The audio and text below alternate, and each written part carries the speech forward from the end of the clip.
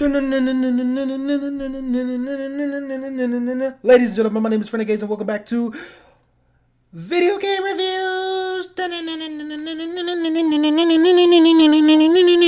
Today we're going to be reviewing the sequel to Marvel's Ultimate Alliance. As I said, Marvel's Ultimate Alliance 2.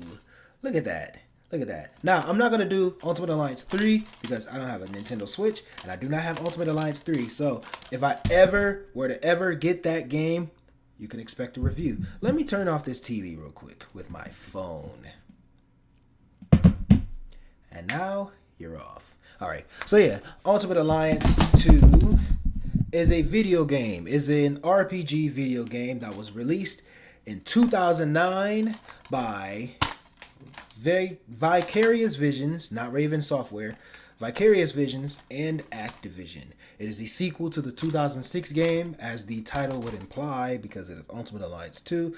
In the same vein, it is kind of the same game, but it's not really the same game. Yes, I know I'll be spinning bars, even though I just said same game twice. I don't care. I said same 3 times, 4 times, 5 times. I don't know. I don't care. But yeah, it has a similar play style, but it's not the exact same. Now, the game was released on PlayStation 2, PlayStation 3, PlayStation 4 remastered, Xbox 360, Xbox One remastered, the Nintendo Wii, the Nintendo DS, PlayStation. Did I say PlayStation 2? Yeah, I did, didn't I? I don't know if it was released on the original Xbox. I highly doubt it though.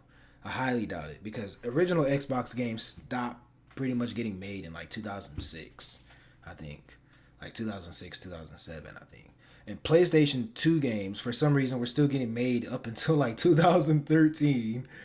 I don't know why, but hey, it is what it is. The PlayStation 2 was just more popular, I'm assuming.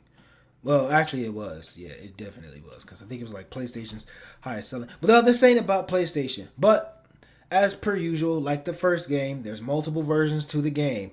There is the PlayStation 2 version. There is the Nintendo DS version. And then there's every other version. The every other version is this one right here. So yeah. So my experience, I'm going to be talking about from the Xbox 360 side of things.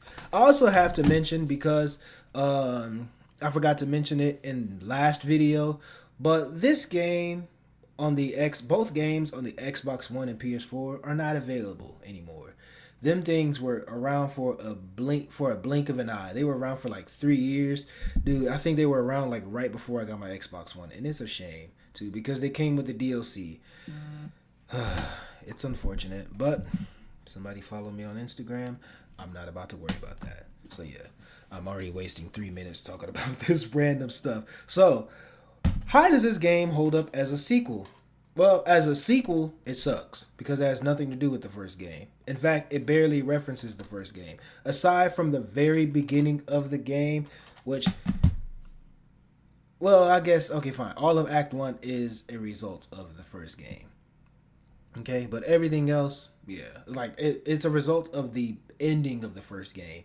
Like Doctor Doom is dead, so Nick Fury is doing Black Ops Let me go ahead and turn my phone onto D&D. Okay, cool. Anyways, Nick Fury is going into Black Ops now. Well, doing a Black Ops, what is it? Search or whatever in Latveria. So, let me just go over some similarities and discussions before getting into the plot of the game. The playstyle is almost identical. Now, there is a key difference. This game has a big gimmick that is not Civil War. Look at this. The game's big gimmick is Civil War, because Civil War had actually just been a storyline that year in Marvel. In fact, I can show you the graphic novel that I have on Civil War. It's, every comic. But yeah, this stuff was happening in 2009 as well. And obviously there's going to be some differences and some similarities. Now, the Civil War does not take place until Act 2. It does not take place until Act 2. Well, I mean, it starts at the end of Act 1, but, it doesn't obviously take place until Act 2. Now, I'm not going to go over similarities and differences between the game and the comics and the movie. The movie is completely different from all of these things, but anyways, the game's gameplay gimmick is fusions. In fact, I think it's right over here. Hold on. Does it not show? Yeah, it is. Okay, yeah, it says unleash over 250 astonishing new fusion powers right over here. It cannot see it because my thing does not like to my for some reason my camera doesn't like to focus. But yeah, it's basically taking two characters and they use their powers to team up with each other. So instead of ultimate moves, like I forgot to mention in the first game, where these characters have a unique ultimate move that deals with what is it? That deals with surrounding enemies and ambushes. This is more effective. You know, two characters dealing with fusions. There's different types of fusions. There are I can't remember them all like off the top of my dome. So I'm not even gonna discuss that. But everything else is pretty identical. Also, within the gameplay, the RPG elements are to a much lesser degree. The cosmetics, the add-ons, you know, like I forgot to mention in the first game as well that there were these what is it? There's add-ons that you add onto a character. Sometimes character specific. I think I was mentioning it when it came to cosmetics that you add these things on to give yourself little boosts. You know, they don't have that at all. They have these medals that you can have that add team boosts, but you know, they don't really affect the gameplay that much. So yeah. But let's get into the plot. The beginning of the game is dealing with the aftermath of the first game, which is Nick Fury gets a team of superheroes to do some black operations out in Latveria. Even though he's not supposed to, he's still doing it just so he can get rid of Latveria. This dude bombs a whole country. I'm being serious. This dude bombs a whole country. Well, okay, I won't say he bombs it. That's if I'm correct. But he definitely like ends up killing their president Lucia von Barda, and she ends up coming back. But is that the whole freaking first act? I believe so. Yeah, you're dealing with and out in Latveria. You finish out in Latveria, and 1 year later, there's issues going on with Lucia von Barda, and the Tinkerer. Right? Yeah, there's operations going on to blow up New York. That's what it was. And you deal with Lucia von Barda. You kill her effectively, and now there's a debate going on around superheroes, whether superheroes should be getting registered or not. Now, all the superheroes effectively don't want to get registered. They don't want to be weapons.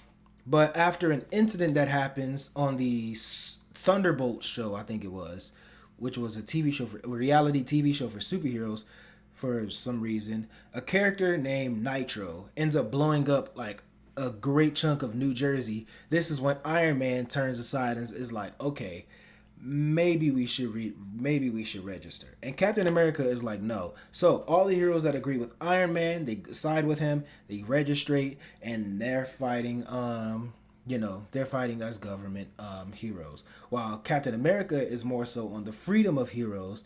They believe that they shouldn't be government weapons, that they shouldn't be giving out their secret identity, and that heroes should be treated as human beings as well. So all of the heroes that side with Captain America are treated as criminals by the ones that side with Iron Man. Now, throughout this, you're being pressured to choose a side. Throughout this, you're being pressured to choose a side. But this is where then you are dealt with Titanium Man out in Washington, D.C. He basically effectively causes the Civil War to like officially happen. I guess when he ends up, I think, dying. I don't know. It's not confusing, but it's kind of forgettable. It's a great moment, I can say that. But when you look at the grand scheme of things for the game, for me, it's forgettable. You know, I mainly remember, Speedball and Nitro end up blowing everybody up. So effectively, you go ahead, you talk to some characters, and then you effectively choose your side with Maria Hill. You either registrate or you fight the guards around them, and that is how you choose. Now, depending on which side you choose, you are given different missions, but either way, both missions kind of, coexist in a sense. Like obviously they're not like happening at the same time, but more so, what is it? Whichever side you're on, the other side kind of initiates. So, like, say for example, if you take Iron Man side, Captain America side is already causing problems for you, like the mission where you're on the cargo ships and you have to fight Cable eventually.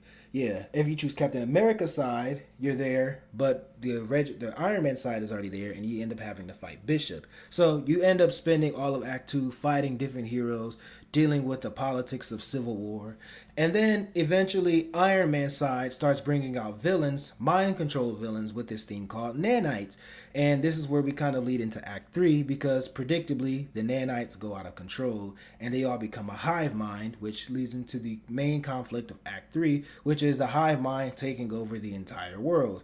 Now, I'm not going to spoil who the leader of the hive mind is because it's kind of a big spoiler, but yeah, it's kind of a big spoiler. But then again, this game came out in 2009, so hey, it is what it is. But anyways, after you deal with the hive mind, the world is saved, and that's effectively it.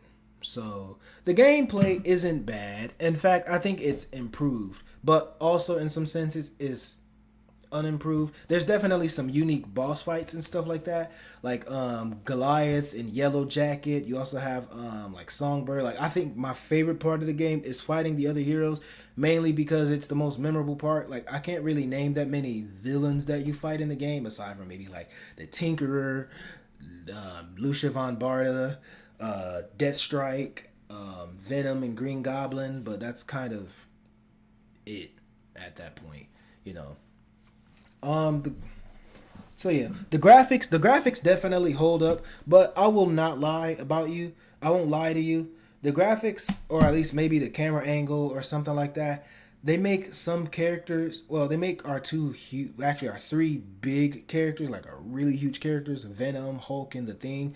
They make them look short for some reason. They make them super muscular, but they make them look kind of like a little stubby. I don't know how to explain it, but if you see like how they look in the game, you'll get what I mean. But yeah, there's characters to unlock within the story. Not that many. There is Nick Fury, of course, after you beat the game, just like the first one. There's Deadpool. There is depending on which side you choose, you make some characters available, some characters unavailable, but whichever side you choose, you unlock a new character. If you choose Iron Man side, you end up unlocking Songbird. If you choose Captain America side, you unlock Iron Fist. So yeah, and then there's characters you unlock just like the previous game where you unlock them through collectibles. Those three characters being Jean Grey, Thor, and the Hulk, because those three have nothing to do with Civil War. They're these, I forgot what they're called, but they're like I think there was Hulk. It was like Gamma. It was like Gamma things. I forgot. Thor, you have to unlock find these Asgardian runes, and then with Jean Grey, you have to find Macran crystals around. So you unlock those characters, and that's cool. So yeah, now as I say, as a sequel, this game kind of sucks. Now, yeah, as I said, outside of the beginning of the game, it doesn't really have much to do. They don't even talk about the events of the first game all like that for real. In fact, even at the end, I forgot to mention what is it? Optional endings, decision based endings. You know, in the first game. Look, I forget to mention stuff. Okay, I do forget to mention stuff, and that's fine. That's just because I'm going off the top of my head with this. Okay, but there is one thing that the end of the game mentioned, which was Galactus wanting to get back at the Earth for stopping their invasion of the Skrull planet. This game, that's what this game was supposed to be. But with Raven Software, I think they shut down or turned down the game or something like that. And Vicarious Visions, actually, I think it was multiple developers going through this game. They just ended up on the Civil War stuff. And you get a throwaway line from Thor about what happens, which is he says that, you know, it's a story for another time. That's pretty much it. But it's tragic. Simulator missions, simulator discs, simulations. I don't know how to explain it. Simulations are still a thing, but they're not effectively the same. They're basically like training missions instead of You fight a villain, you get a team to fight a villain or something like that, This game also has DLC, but I can't remember every DLC character. But the DLC characters that I can name are Cable, Black Panther, Psylocke, Carnage, Magneto again, Juggernaut. That's about it. That's like all I can think of right now. There's characters. Now, this game does not have exclusive characters to my knowledge. Now, I know the PS2 version has Blade and Psylocke. And I don't remember who else. But yeah, the game also has, as I say, new characters. Let's close this notification out. Yeah, the game has new characters, old characters that return. So yeah, let's go through some characters that we can see on the case. So Iron Man again, you have Venom, you have Deadpool, you have Gambit, you have Wolverine, you have Hulk, you have Captain America, and Spider-Man in the middle again. Now right here you have Iron Man again, Thor, who isn't in the story, Hulk, who isn't in the story, Spider-Man, Venom, and Songbird, and then you got Captain America, Jean Grey, who isn't in the story, The Thing, Daredevil, Wolverine, and Iron Fist. You also see Green Goblin over here, Human Torch.